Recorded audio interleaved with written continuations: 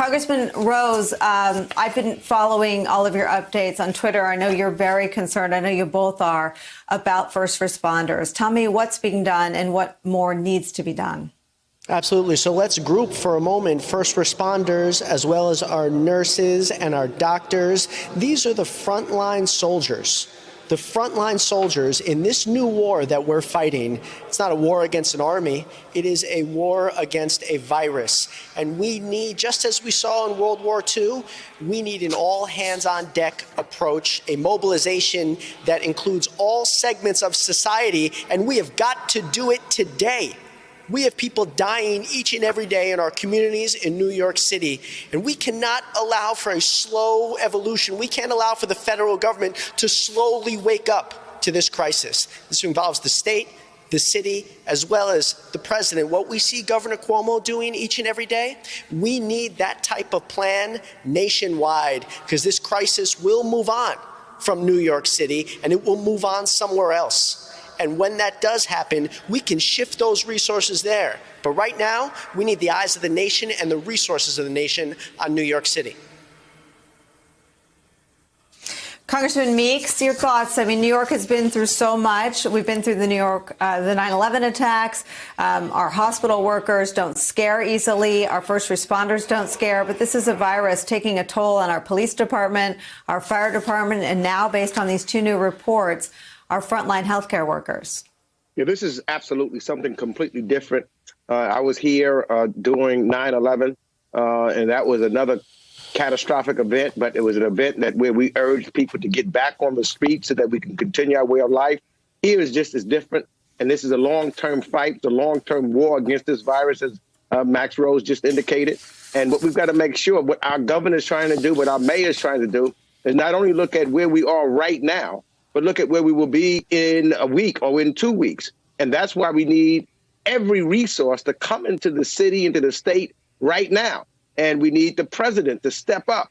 We need to make sure that he's calling, if he can get additional people to manufacture more of the PPEs that is necessary. We need to do it because the lives are at the line. And when you look at those who are in the front, those doctors, those nurses, those individuals who are the EMS workers, they are all in jeopardy, and there's no way. They're heroes. They're putting their lives on the line, and we are the richest country in the world. We should make sure they have every piece of equipment that they need, and we need to get it now, and we need to make sure it's in abundance so that we'll be ready not only right now, but a week from now, 2 weeks from now, because that's when we believe the peak will happen here in the city of New York.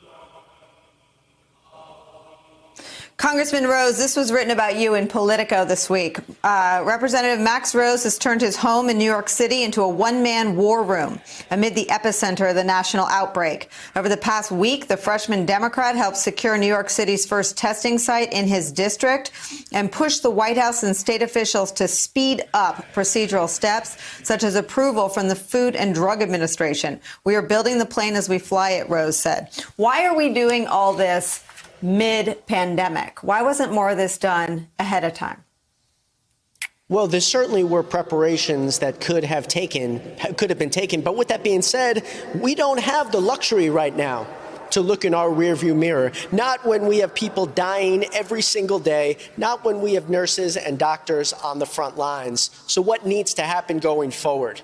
What needs to happen is we got to get that Naval Hospital into New York Harbor, 1,000 beds. We got to open up the VA to non-veteran patients. And we have to assert all of the president's power over the production of ventilators and PPE, because right now there's a global war going on for these supplies. And these private manufacturers aren't thinking about the cities that need it most, the states that need it most. They're just thinking about who can pay the most. It's only the president that can step in, use public funds to build new factories, use his authority to mandate what these private manufacturers do. I am heartened to hear that he is now deciding to do it. But we have got to move quickly, because in New York City, there's a fierce sense of urgency.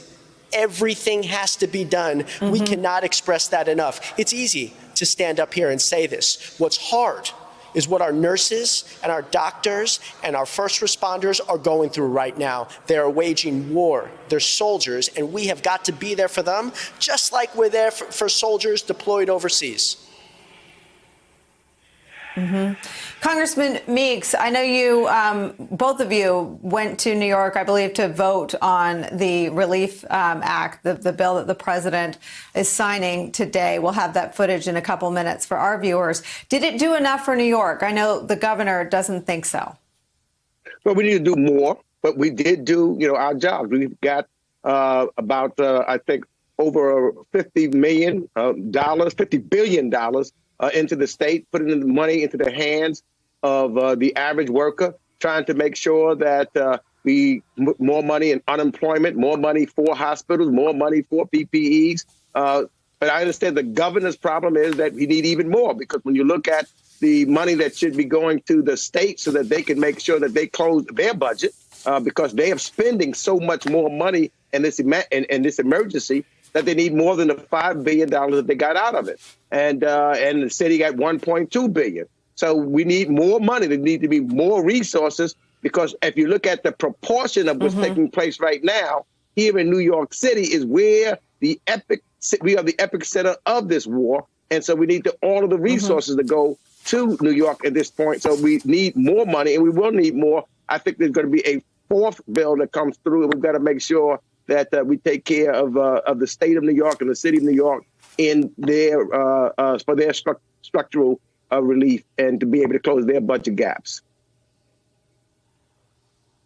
Congressman Rose, let me give you the last word. You are both forces of nature, and there are things that you're doing that all New Yorkers are grateful for. But you talk about a war. Everyone has been enlisted. We've been asked to do our part to shelter in place, and a lot of people feel isolated and afraid. What do you say to them?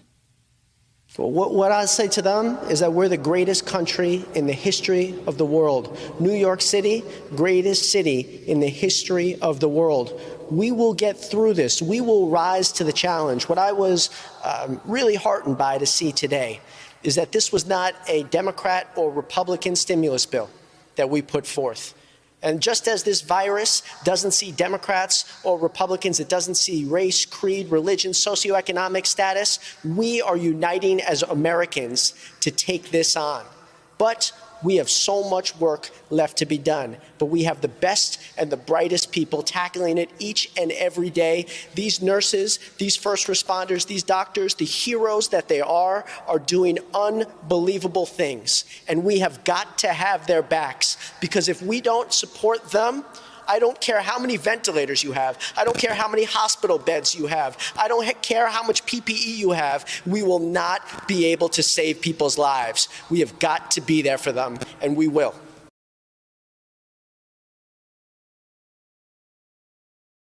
Hey there, I'm Chris Hayes from MSNBC. Thanks for watching MSNBC on YouTube. If you want to keep up to date with the videos we're putting out, you can click subscribe just below me, or click over on this list to see lots of other great videos.